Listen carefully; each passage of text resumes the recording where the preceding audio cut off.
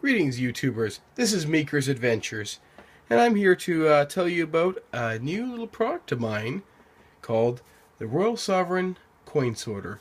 I'm here to do a review on it, and we're going to see how it works. So, I bought it off of eBay recently for about $37 Canadian, which I thought was a pretty good deal. And it came really quick in the mail. You know, I can't complain. Seems great. So let's open it up here and find out what we can get.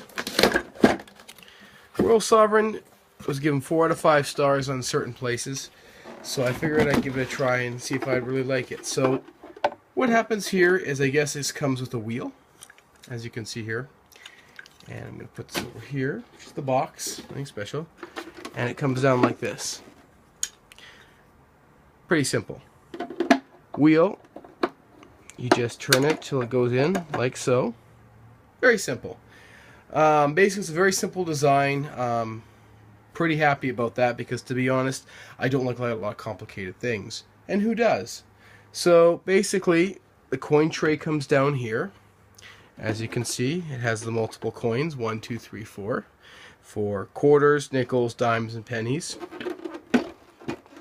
And, of course, we have to try it out, right? So here's a mixed thing of change, basically nickels, pennies, quarters, and dimes.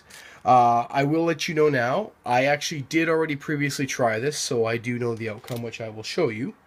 I can tell you as a really good note that I have only had one jam in there, and what you do when you get if you have over 200 coins, it's not recommended. So try to keep it under 200 coins at a time.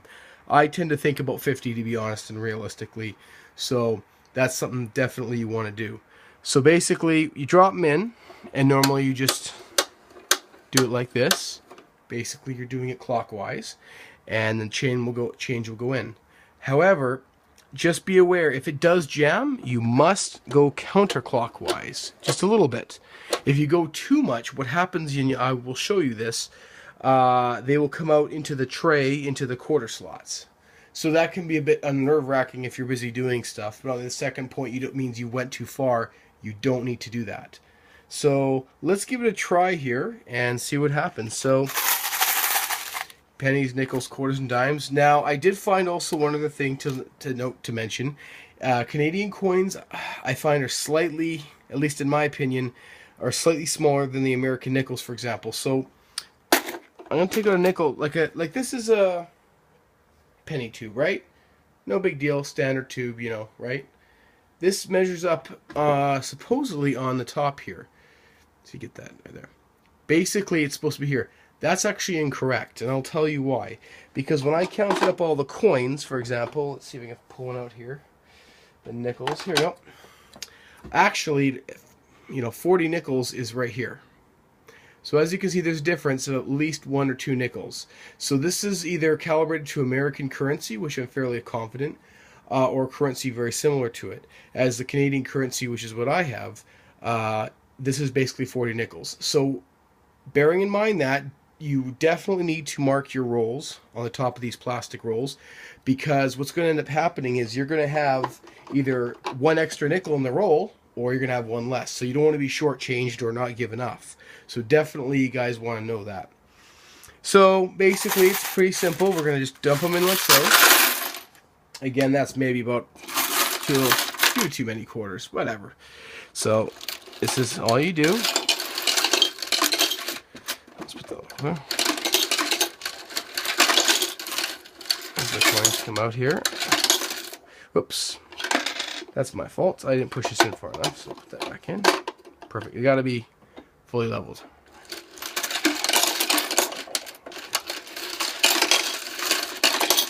And this is about the speed you should be going. Don't go too quickly.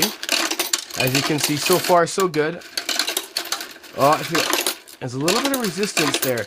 Now, see, now it locked up a bit. So now you don't want to force it forward. If you do, you will break this. So here it is. So it is, as you can see, counterclockwise. Now watch what happens if you go too far. The coins come out over here. This is a spill gap. So now I know I've gone too far, and you don't want to do it anymore because it could actually break it that way too. Because this is a good product for the price, but again, it's plastic. Nothing's made of metal anymore, it seems. So now we're going to go back forward clockwise.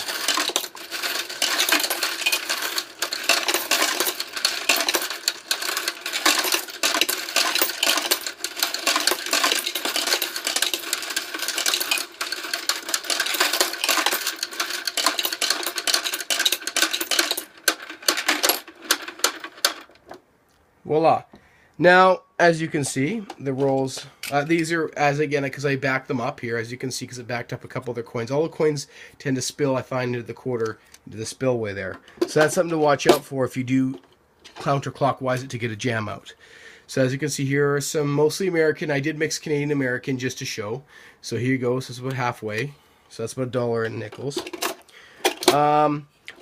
There's also a note like this, and this doesn't always happen. But here's the dimes, as you can see. No problem. Like I say, fully does it. Again, I haven't fully marked the quarter up top here yet for $10, but it basically will be the same thing as the nickels. It'll be a little bit slightly different. So just like I say, be aware that you do not want to give too much away in your rolls, and you don't want to be shorting anybody. So the pennies are pretty good, but as you notice, this is the flaw I was going to speak to you about. You see how there's dimes in here? Into the penny rolls.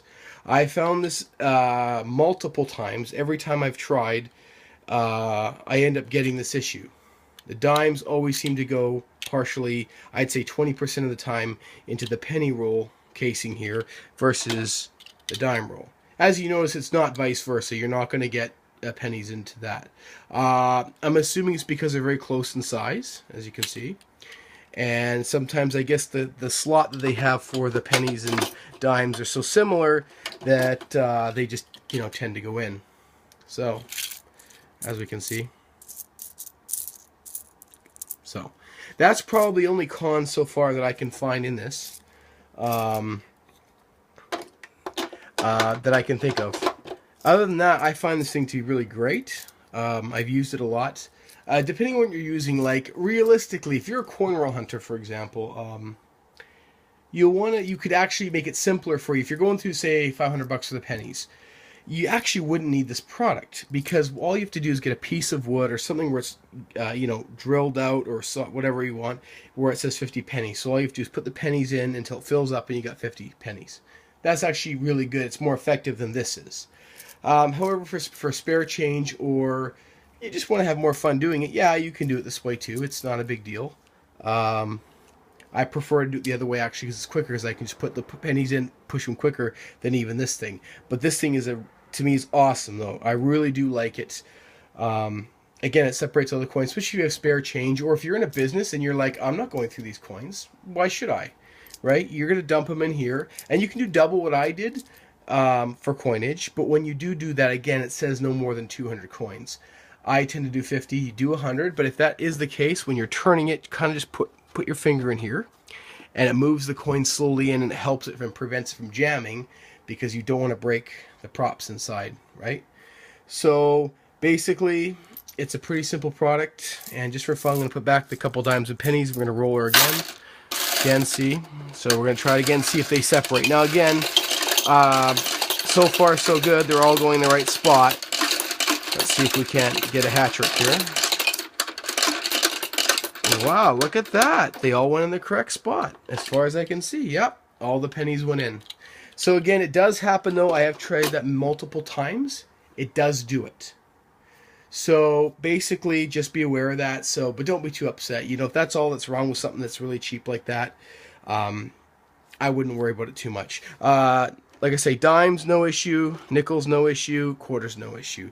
So I don't know if the product, I might suggest to the people that manufacture this, they need to either finely tune their cylinders, which are the little circles that have the coins fall into, which go into here, basically, that they fall in and they go into the category here.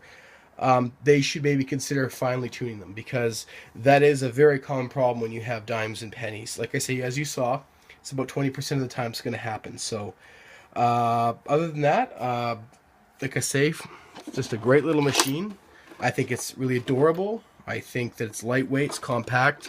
What else am I missing here? Oh yes, and of course, I should always remember this to tell everybody, because we wouldn't want to not do that.